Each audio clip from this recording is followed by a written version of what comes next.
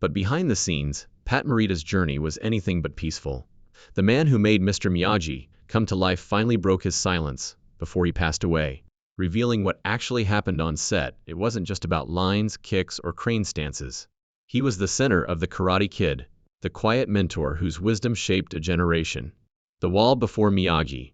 When people think of the Karate Kid, they immediately picture Mr. Miyagi, the quiet handyman with a wise gaze, clipped words, and a gentle strength that carried Daniel LaRusso through his most trying trials. It was about battles that no camera ever showed. What truth did he carry all those years? And why did he wait until the end to share it? The man who became Miyagi, however, rarely had the opportunity.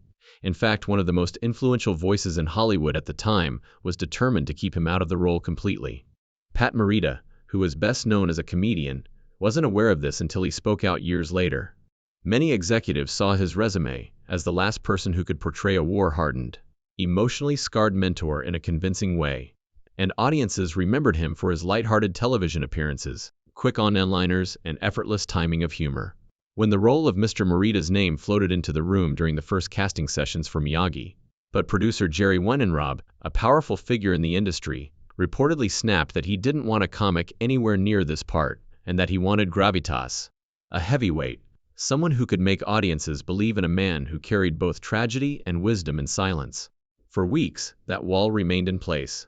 Weinrob rejected every time Morita's name was on a list, because, in his opinion, there were plenty of actors in America who could better fit the bill. The casting directors and producers looked everywhere else, looking through headshots and calling in actors who had the right look, sound, or at least the pedigree that Weinrob desired. Pat Morita was not even given a chance to read. Here's where things started to go wrong, though. Since director John Avildsen, who had already shown that he could find stories about underdogs with Rocky, didn't want to take the same old route and knew that the Karate Kid's success required more than just fight scenes and training scenes. Avildsen insisted that every potential candidate be read, whether or not Weinrob approved, and Pat Morita would later remark on how surreal it felt.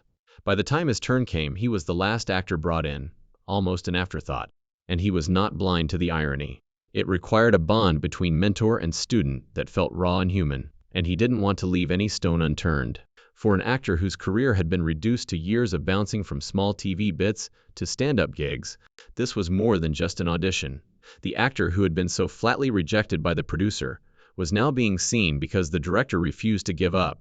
One day after wrapping, when rejection might quietly open a door the next day, it was an unexpected chance at a role that everyone else seemed dead set on keeping from him.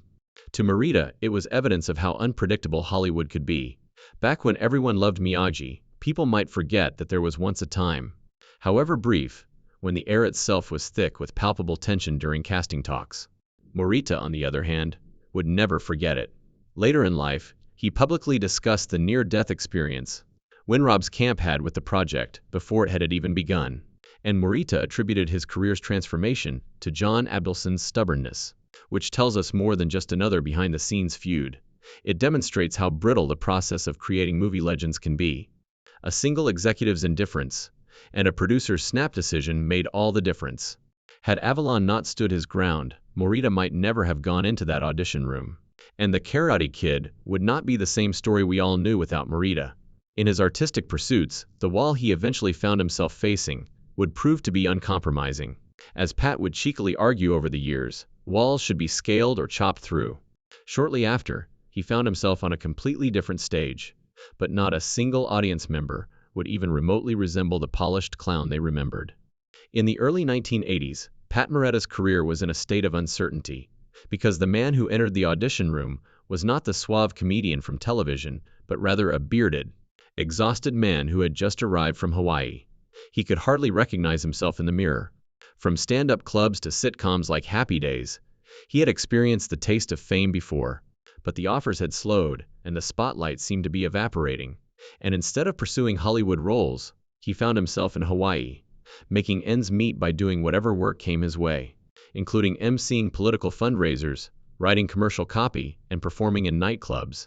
It wasn't glamorous, it wasn't steady, but it paid the bills. When Morita made a decision that completely altered his image, he allowed his hair and beard to grow out for the first time in his life. To outsiders, it appeared as though his career was slowly fading, but to him, it felt like he was waiting for something invisible. Pat later laughed about it, saying he looked more like a hippie than an actor, but at the time, he didn't care. He wasn't chasing casting directors or worried about looking camera ready. He was just living, letting his appearance reflect the more uncertain, unpolished chapter in his life. It wasn't for a role, not for a show, just because he felt like trying something different. Unbeknownst to him at the time, that untidy beard would turn out to be a lucky charm. When he eventually got the chance to try out for the Karate Kid, that appearance helped give the impression that he was a tough guy who had been through a lot, making him seem older, wiser, and more grounded than the comedian audiences were used to seeing. What began as a personal decision quickly turned into an unforeseen gift for his career. Pat had long come to terms with the fact that silence had become his life's theme, and when his agent's contract came up, he considered letting it expire, but changed his mind and gave him a kind of half-hearted reappointment. What the hell? So one afternoon he left his agent's office, certain that no jobs were waiting for him, and prepared to head back to Hawaii. A loud voice had yelled from above, "Pat Morita." The secretary ran out, shouting that he had just left the room, and the agent leaned out and waved him back urgently, saying, "Pat, get your butt back in here. There's a script I think is perfect for you."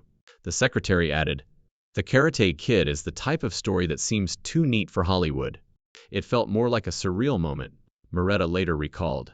There he was, standing with one foot out, waiting to travel out of Los Angeles and accepting that nothing was waiting for him here. And then, almost like some last-minute interception, the script fell on him. He read it. He liked it. Someone should write a movie about destiny. He consented to try out for John Abson. At that moment, it didn't feel like a life-altering event. It was just an opportunity, another room, and yet another director. However, the timing, the beard, and the serendipitous moment of being ushered back in the door all started to give way to a bigger plan. If he hadn't been in Hawaii, he wouldn't have looked like Miyagi. If he hadn't resigned with his agent, there wouldn't have been a script for anyone to show him. If he hadn't shuffled his feet on the sidewalk that day, fortune might have passed him by. Morita spoke of this incident with a sense of reverence, thinking that perhaps some invisible hand had pushed him back into the way he was supposed to go. When he eventually entered the audition room, he saw a man strapped to a camera watching him through the lens. Not a table of executives or a panel of judges, as all those small choices, mishaps, and detours had culminated in one open door to try out for a part the producers had never wanted him to read for. Ason's one-man camera test. When Pat Morita finally had the opportunity to read for the Karate Kid, he anticipated the typical Hollywood scene, with a producer taking notes, a casting assistant, and possibly even a writer in the corner, all watching to judge his every word. However, he entered a nearly empty room and immediately entered one of the most bizarre auditions of his career. John Avildsen was seated there, the director who had already made his mark on cinematic history with Rocky. But Avildsen was not sitting idly behind a desk or leafing through a script. He was half machine, half man, with a camera on one side of his body and the heavy battery pack strapped against his torso on the other. Morita would later joke that his first impression of Abson was that of a half-man, part director, part recording device. But beneath the humor was a serious point. Ason wanted to see more than just a polished read. He introduced himself warmly, but he never lowered the camera. He was being filmed from the moment Morita stepped in. "Tell me a little about yourself," Ason said, still looking through the lens, and Pat spoke. Not in prepared lines, but in stories about his life, his career, his ups and downs. At that moment, he wasn't auditioning in the traditional sense. He wanted to capture the unfiltered presence of the man in front of him, to see if Pat could be Miyagi when no one else thought he could. Then came the script. Pat was not going to recite a safe line or two for the most difficult scenes, ones that had not yet been staged, choreographed, or anything else for that matter. Instead, he improvised, leaning into the emotional weight with everything he had as Miyagi, without sets, costumes, or another actor to play off. When he finished, he simply expected a courteous thank you and dismissal. He was revealing his true self, and Avildsen continued to roll. Instead, Abson yelled as he turned to go, "Don't you want to take your script with you, Pat?" He had entered as a bearded comic, and that one sentence was electrifying. It was the first time Morita felt that maybe, just maybe, he had broken past the wall of uncertainty that surrounded him. Avildsen had already made up his mind, and he walked out as someone who, in spite of all the odds, could very well have become Mr. Miyagi. He would play that tape again later in meetings, when the producers were debating potential casting choices. And once, during a heated argument, he simply clicked on the monitor while they were in production. When Morita's audition came up on the screen, the gathering fell silent, and Winrob, the same Winrob who had rejected him, yelled, "Hey, wait a minute, it appears to be Miyagi." The recording did confirm that Morita could act, and Avalon turned coolly and stated, "That's the Pat Morita you refused to read for the part." In a manner that no one else could, it confirmed that he was Miyagi. The wall of resistance began to crumble because of the fracture. Hollywood, of course, never gives up without a fight. Morita was repeatedly called back, even when Abdulson's footage was remarkable. They wanted to be certain since they were producers. Would he be able to do it again? Could he dress up to do it? Is he going to be able to compete with Ralph Macchio? Once more, Morita delivered. The doubt gradually faded. But it all began with that one camera test, in which Pat Morita was subjected to the watchful eyes of a filmmaker who firmly believed in capturing the truth on film, rather than a panel of doubters. Soon the exams will be about more than just him. To examine if a genuine connection could form between a pupil and a teacher, they would pair him with a young actor from New York. 1 chemistry, 5 tests. Most performers can land a role with just one good audition. It took Pat Morita 5. The producers demanded more even after John Aildson's tape convinced doubters. They had to be sure that the man they had written off as a comedian could truly represent Mr. Miyagi. A torturous series of testing then started.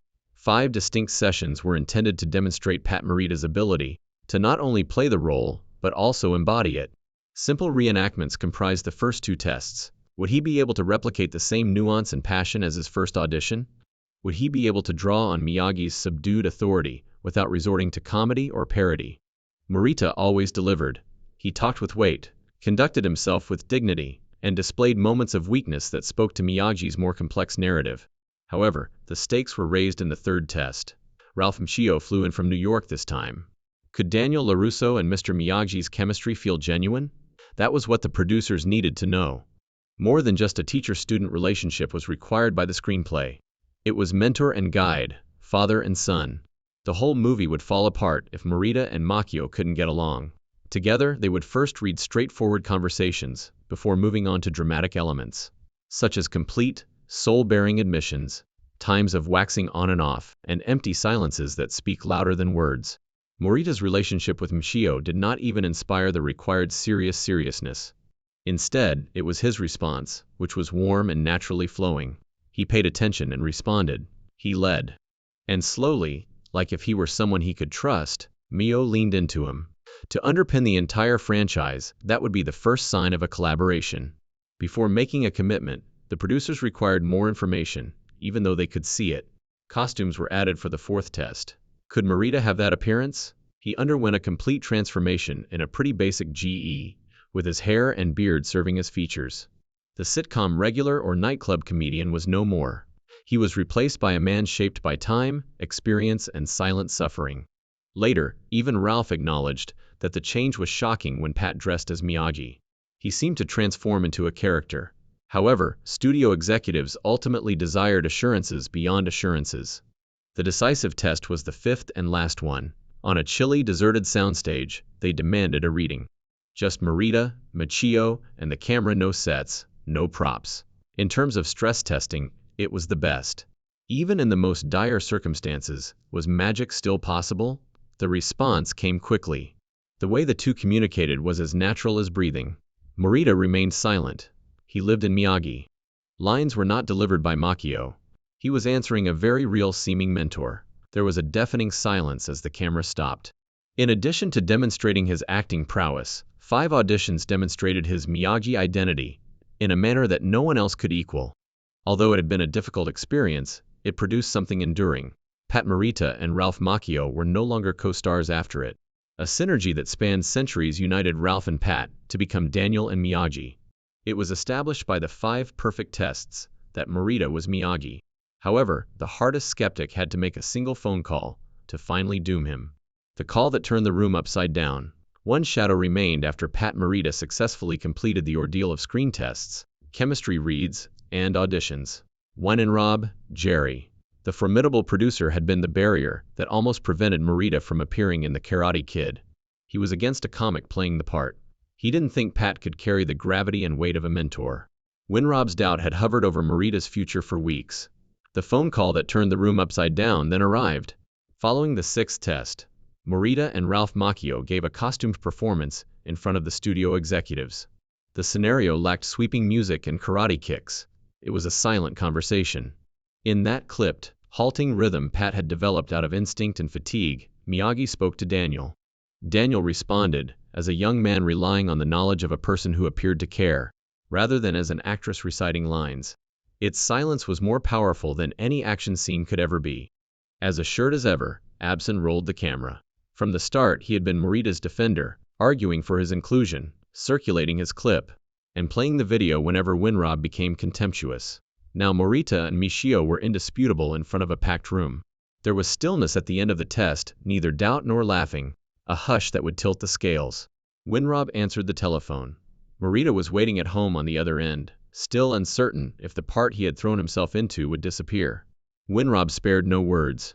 Normally cutting and uncompromising, his voice suddenly had a different weight.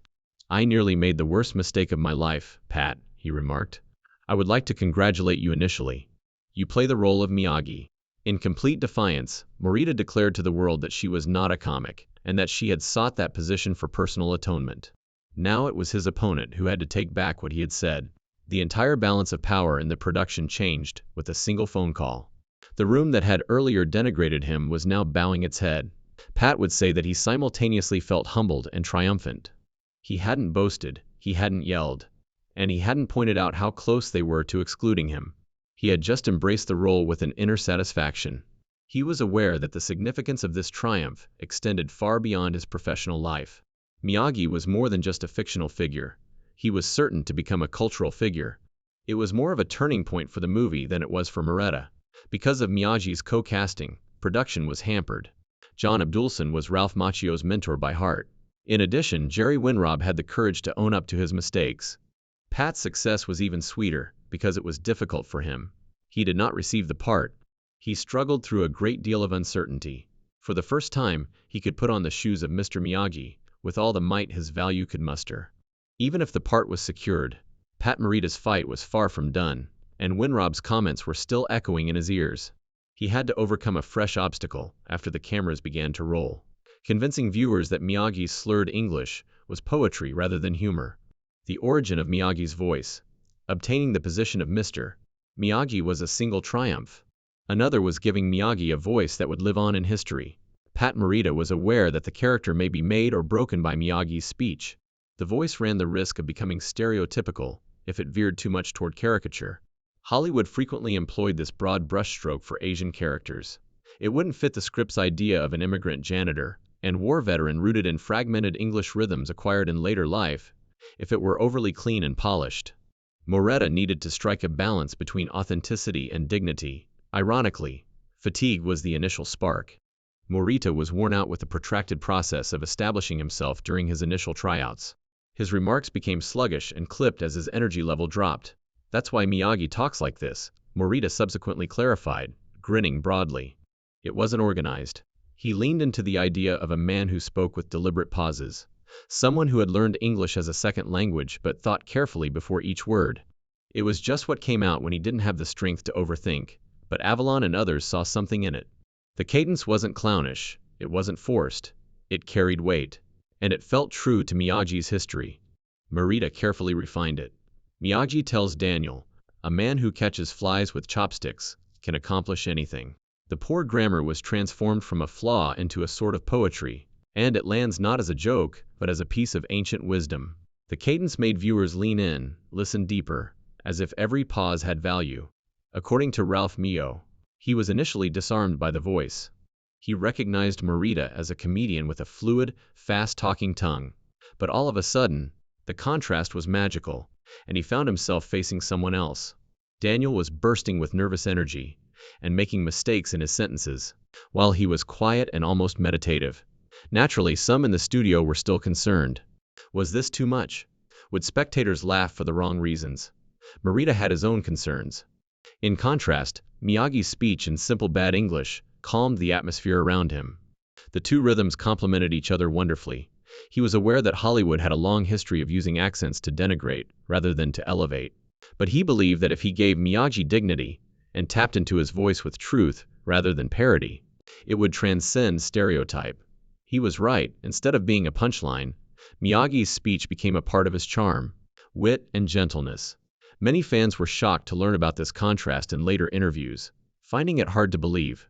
Disenfranchised above his voice, naturally like off-screen, it took great pleasure in a smooth yet almost song-like continuum, all quite away from the halting, stilted Miyagi tongue. And that was Morita's artistry. He made a mask, a performance that slipped into the wearer so well that it was regarded as real. That voice became larger than an accent. It became a character in itself. The polished, witty man who was telling them stories and experiences must have been the same guy who said, "Wax on, wax off," with such a halting, broken staccato.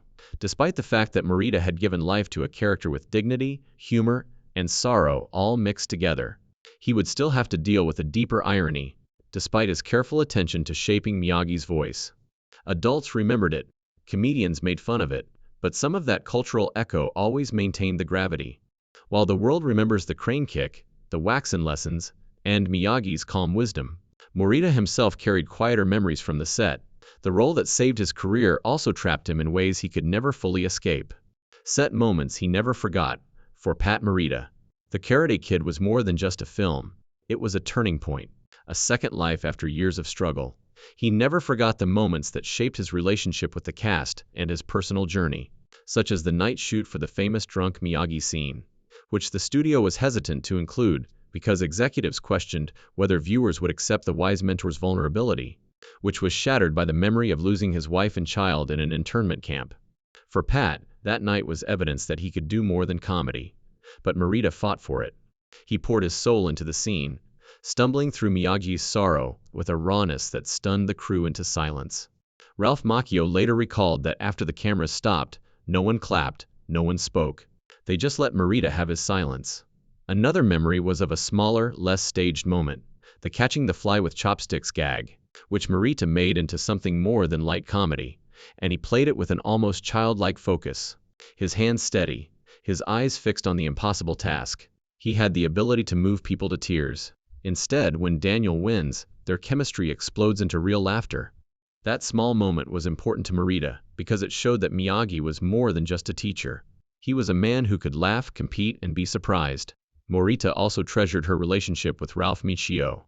Morita, who was much older, also found himself in an offset protective role, teaching Ralph life lessons with gentle humor and life experience, both on and off camera. Years later, Macchio would refer to their relationship as the heart of the film, both on and off screen. For Morita, that love was unscripted. At the time of filming, Ralph was still a teenager, navigating all the complexities of fame and pressure.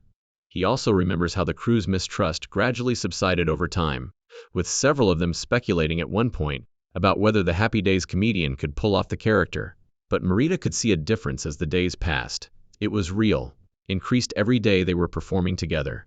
He wasn't just an actor portraying a sensei, he'd become one in their eyes. And that respect remained with him long after the cameras had stopped rolling. Like all the small rituals Morita established between takes, this one was also about slipping into the voice of Miyagi, not for the camera. By the time the tournament scenes were being filmed, even the stunt team acknowledged him with the kind of respect reserved for people of distinction. In order to keep himself grounded, he would occasionally improvisedly mumble advice to a crew in broken English, half in his own cadence, and they began to seek him out, joking that Miyagi was teaching them valuable life lessons during a scene transition. Morita valued this because it showed that Miyagi was more than just words. The crane kick would live on forever, but he cared about the friendships formed in the quiet corners of the set, the proof that something real had taken root behind the Hollywood machinery. In hindsight, Morita would realize that all those moments of silence and laughter, but in chemistry, were what gave the film its soul. Miyagi was more than just a character he played. Rather, it was a genuine gift that influenced him just as much as he did it. In a final thought, Pat acknowledged that The Karate Kid had given him access to something that no other project had ever given him. If Pat Morita's own words altered your perspective of The Karate Kid, hit like. Share your favorite Miyagi moment in the comments section, and subscribe for more untold set stories. The opportunity to be remembered, not as a comedian who got lucky, but as an artist who put his heart into a character that touched the world. Watch the following video on your screen when you're ready to learn another behind-the-scenes fact that actors didn't disclose until years later.